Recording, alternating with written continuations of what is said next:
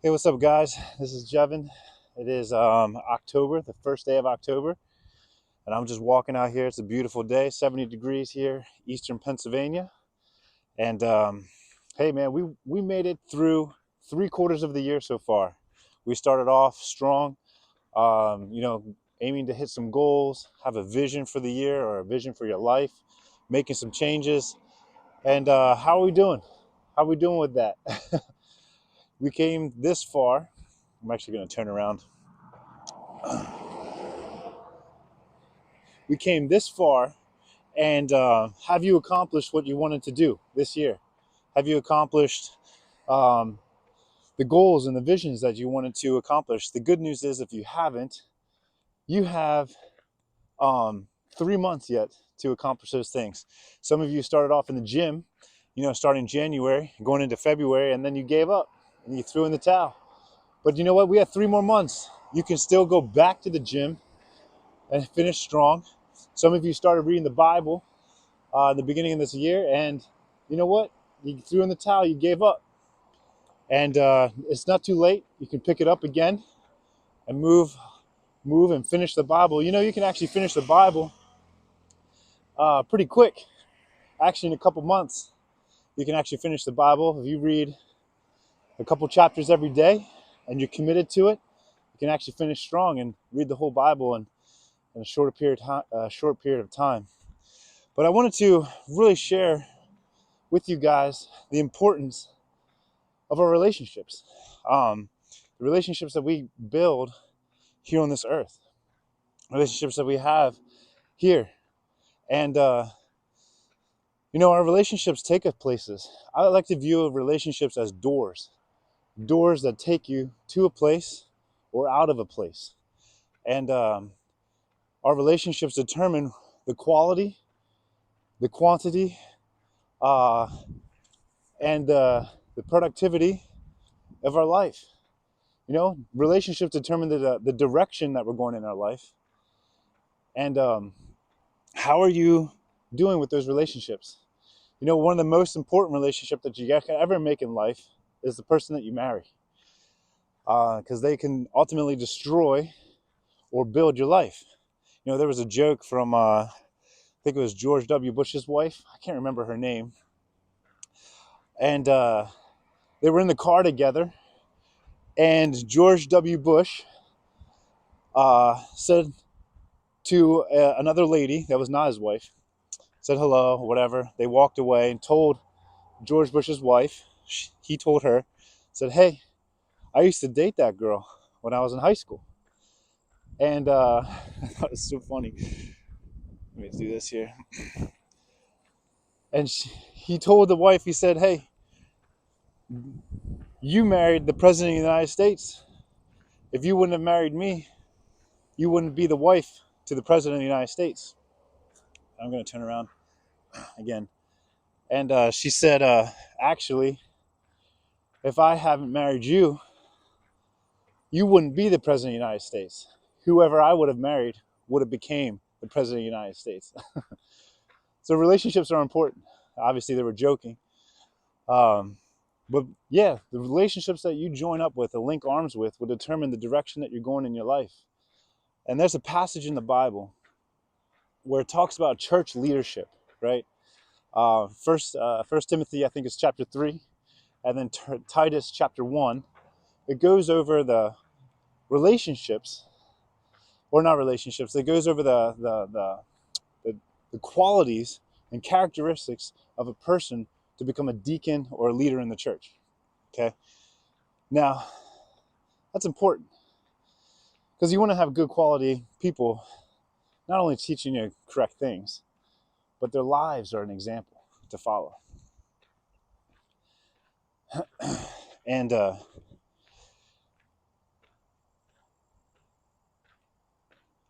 as we look through some of those characteristics, you can find that there are certain people that do have quality or do not have quality. If you look through the descriptions, there are things like in there: are they sober? Are they sober-minded? Do they have self-control? Is their family in order? Now, these are important things, especially for, being a leader in a church. But one of the things that's actually really important is that there's actually a lot of quality people in a church that they're not necessarily church leaders, but they carry these qualities and characteristics, that they are sober, they have sound mind, they got good judgment, and and their homes are in order, their kids follow God, they love God. And looking at your life, are you surrounded by people like this? Les Brown, one of the great motivators, said, they, surround yourself with OQP. OQP. OQP is simply only quality people. Surround yourself with only quality people. And that's important. If you want to have a quality life, you got to be surrounded by quality people.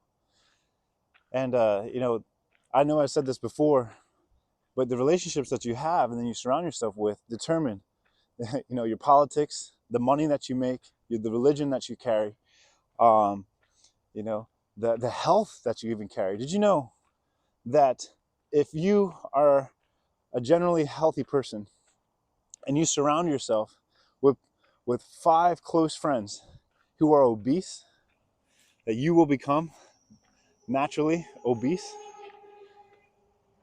because you're surrounding yourself with it. Obesity is not actually a health crisis.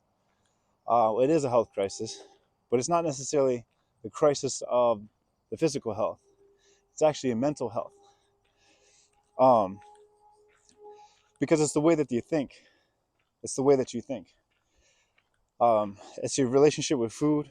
It's your relationship with people. It's a relationship with how you treat your body and relationship with yourself. If you surround yourself with people who are uh, obese, don't value their health, don't value their life, you start to deteriorate and become like that. But if you surround yourself with healthy people who think highly of this, or not highly of themselves, but they value their life, uh, and they don't treat themselves with contempt, and they have a positive outlook on life, have a good relationship with God, that's important. And then what starts to happen by default is you start to adapt these things. Also, if some of you guys follow sports, a good negative example would be Antonio Brown, the wide receiver for the Steelers. That guy, whatever you may think of that situation, whether it was a health issue, a mental issue, definitely a mental issue, but everywhere this guy went, created problems. For the Steelers, created problems. Always conflict with the coaches, conflict with the quarterbacks, other teammates, just constant stress and conflict. And it created such turmoil within the organization. Finally, they traded him and got rid of him. Went to the Oakland Raiders, and within months, there were problems there too. He was creating all kinds of problems, conflict with the coach, or yelling back at the coaches. He was not a team player, creating problems with the other team. And then finally, even off the field, Antonio Brown was creating problems. I'm going to turn around. He was getting into domestic issues. I think he got into some rape cases, stealing, abuse. Then he went to the Patriots. He only played 1 game, and he was thrown off the team. I think he won a Super Bowl with the Buccaneers, but even that was tough for the team to carry that extra baggage that he brought. And everywhere that he went, just problems broke out. And so this is a good example, a negative example, of how people can affect organizations, how people can affect your team, how people can affect your your attitude and your outlook on life. So as we look through, let me look at this, and I'll just read it to you.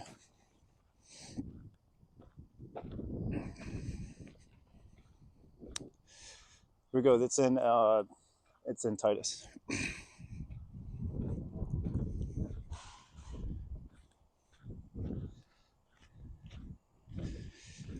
think it's Titus. Yeah, Titus 1.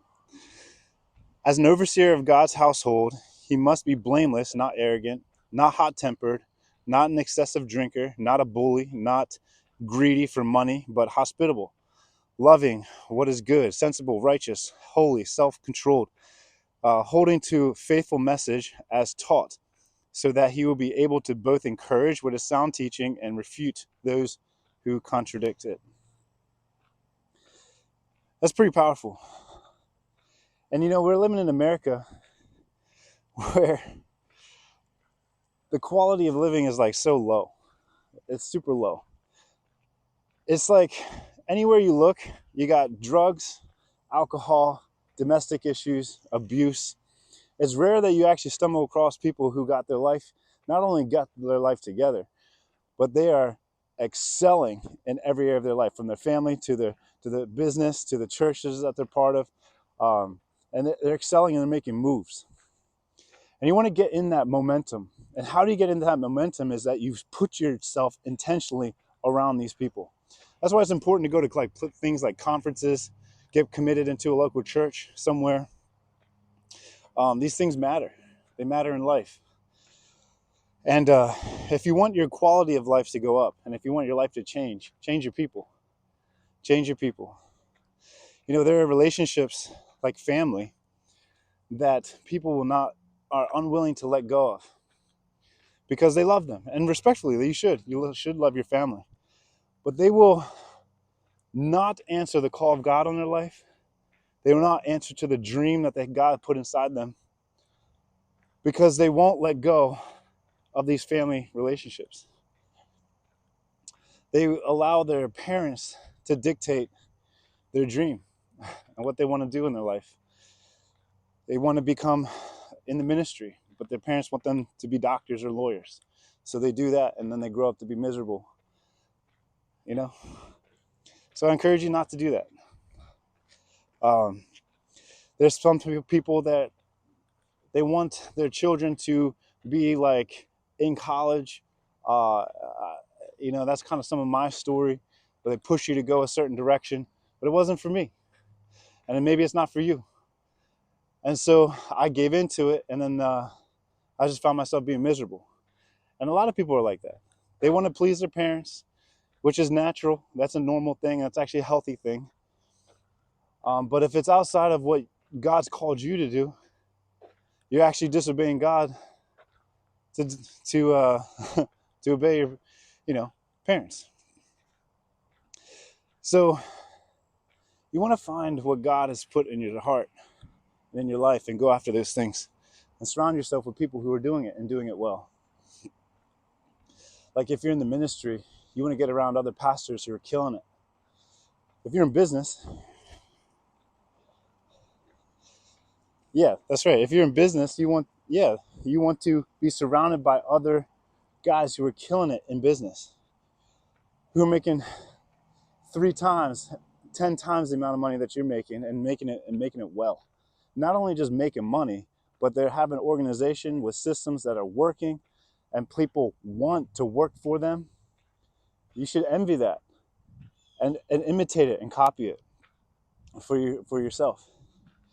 If you're a parent who's not doing well, and you want to do well as a parent, get around somebody who raised kids and raised them well. Learn from them and pick up their ideas. And they're out there. You have to find them. And not be ashamed of where you're at, because we're all somewhere. We all have things in our life that we don't necessarily like and we want to improve on and get better at. And if we condemn the thing that we actually want, we actually chase it away. So for example, I want to be good at business. So instead of learning from the people who are successful in business, I'll get mad and jealous. I'll condemn them, talk bad about them, and chase them away And therefore, all the possibilities of getting successful in business, I just push them away. But if I do the opposite, and I encourage them, I say, these people are great, and start to attract, I'm going to turn around, I start to attract that into my life. And then I start winning. And that's a good place to be. And my arm's getting tired. But yeah, I'm on the phone call with you to talk to you about how important that is, our relationships and how much they matter. And if you want to go into the spiritual aspect of things, or like talk about it in the Bible, right? Peter met Jesus and it changed his life. His life went a completely different direction. That's important who you link arms with. There's a man, Timothy, a young kid, who met up with Paul. And man, when he met that man, his life changed forever. And he got into the momentum, he got into the river, got into the flow of what Paul was carrying. And Timothy started to imitate it. And he started to get results. And he was constantly being encouraged by Paul, which is a good thing. Man, I encourage you to find someone in your life that is doing everything that you want to do and more, and start imitating it. You know, some of the best mentors in my life, here's another thing, is you become who you listen to. Some of my best mentors are people who I never actually met. But man, I followed every video. I followed every teaching, every podcast. I followed everything that they taught. And I have their messages memorized in my brain. And it started to change the course of my life. I became very intentional with the relationships and the connections and the people I linked up with. So I hope that's encouraging for you, because it's possible. You might be in a situation in your life where everything is just crummy and it's not working out for you. I'm telling you that is possible. It's possible for you if you were to get hooked up with the correct people, change your realm of friendships and relationships, and find new momentum in your life. It will take off for you.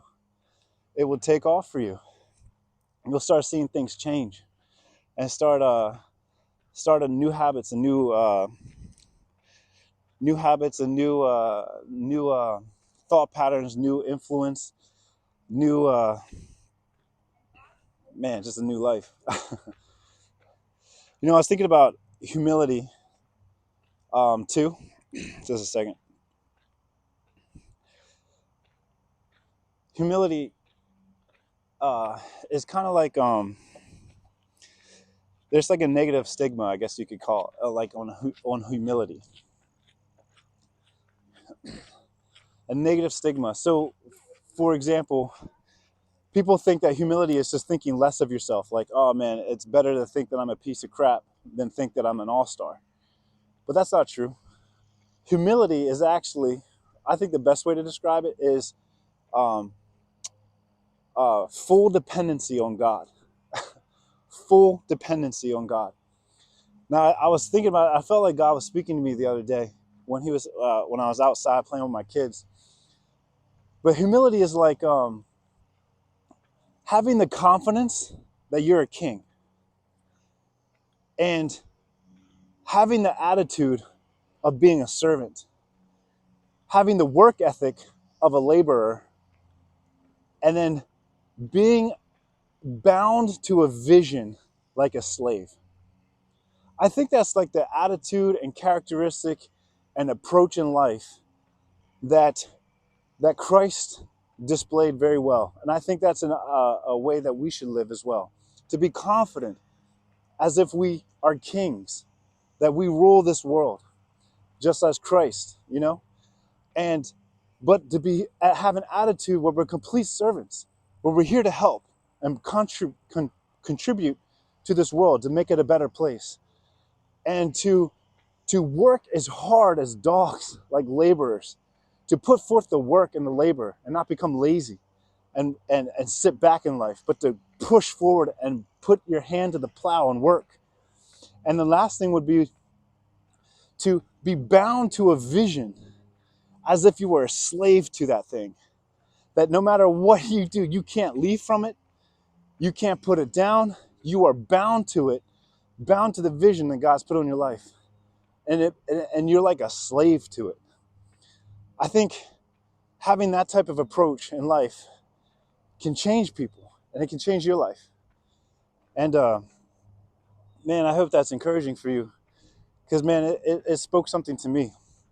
Because you do not have to be in any type of church leadership. You do not have to be a pastor. You don't have to be an evangelist. You don't have to be any type of anything to make a huge impact on this world and to make a huge impact on the people around you. So, man, some of the best evangelists are not labeled evangelists. Some of the best pastors are people who are actually coaching $1 million businesses right now. And there's some of the best apostles aren't even in the church, but they're shaping culture. It just happens to be in a different realm. So wherever you're at in life, you can change. You can make a change, you can make a difference, and you can, man, there's really no limits on what's possible for your life. And obviously, reading through scripture, or reading the Bible, getting to know God is the best place to start. But man, when you make changes in your relationships with your friends and who influences you, who you'll start listening to, it really takes you down a different road, a road of unlimited potential. And so I hope that's encouraging for you. And yeah, just bless you, man. Bless you guys. I hope you have a good rest of your day.